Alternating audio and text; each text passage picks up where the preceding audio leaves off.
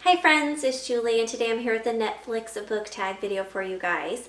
So I was tagged to do this by Jess from Jess McGlynn and Stephanie from That's What She Read, and they actually tagged me to do this a really long time ago, so I'm sorry guys. And I know that this has been going around for a really long time, so let's just get to the questions. Number 1, recently watched. What's the last book that you read? So I actually finished this book last night, and that is Sworn to Silence by Linda Castillo. This is the first book in a mystery series by her, and I really enjoyed this. It's pretty dark. It's about these really brutal murders that happen in this small town that's a pretty big Amish community, and I really enjoyed this. I didn't figure out the mystery before the end, which is always a plus, and I can't wait to continue on with this series. Number 2, top picks, a book or book that was recommended to you based on other books that you've read. And for this, I'm going with Devil in the White City by Eric Larson. And this was recommended to me by Katie from Life Between Words. She knows that I enjoy a good serial killer book. And this is actually nonfiction about a serial killer named H.H. Holmes, I believe. And he used the World's Fair in like 1893 to get his victims. And she recommended this to me when I came up to visit her, and I actually found it in a used bookstore when I was up there visiting, so I definitely can't wait to read this. Number 3, recently added. What's the last book that you bought? And that is A Court of Wings and Ruin by Sarah J. Maas.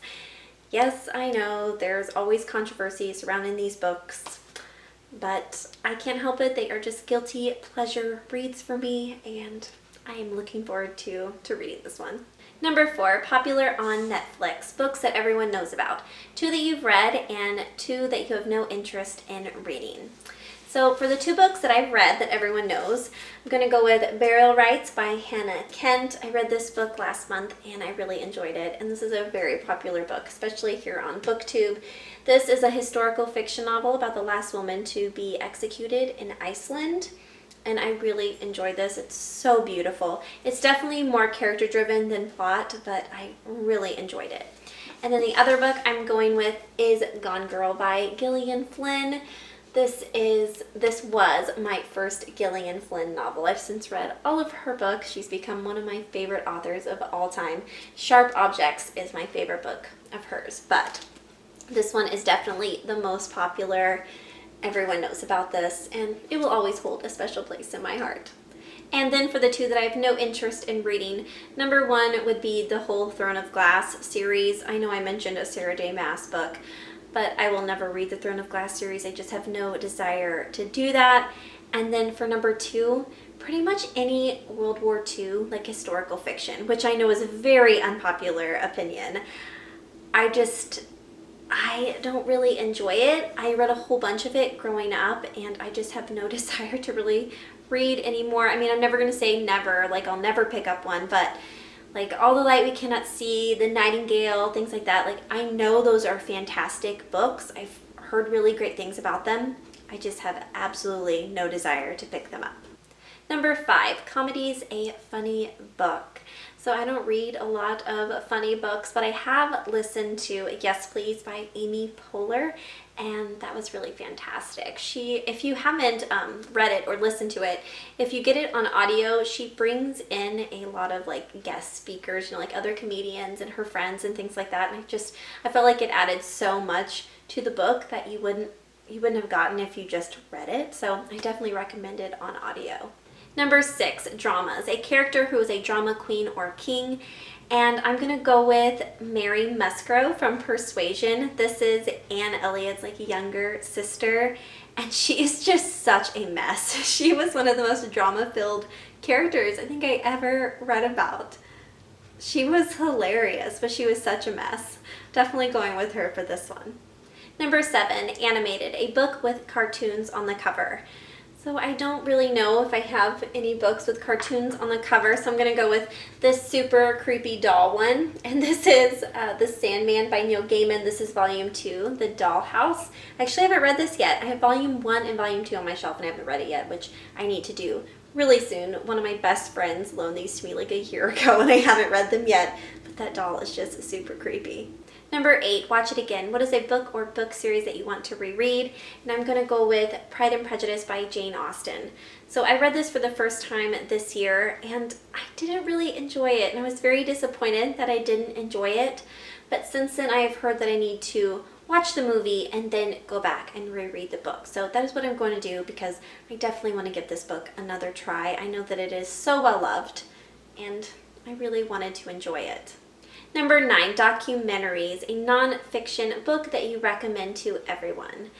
And I'm going to go with, I think Stephanie said this one too, but it's just such a great answer. And that is Smoke Gets in Your Eyes and Other Lessons from the Crematory by Caitlin Doughty.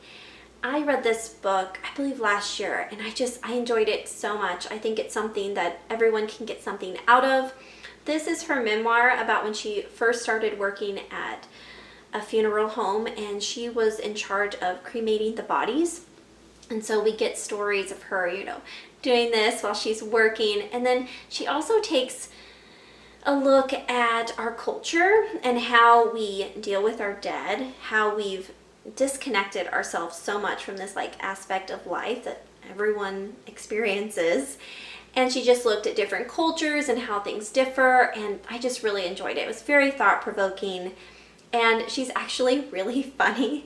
I laughed out loud multiple times while reading this book, which just seems crazy when you're dealing with this subject matter, but really enjoyed it, and I would definitely recommend it.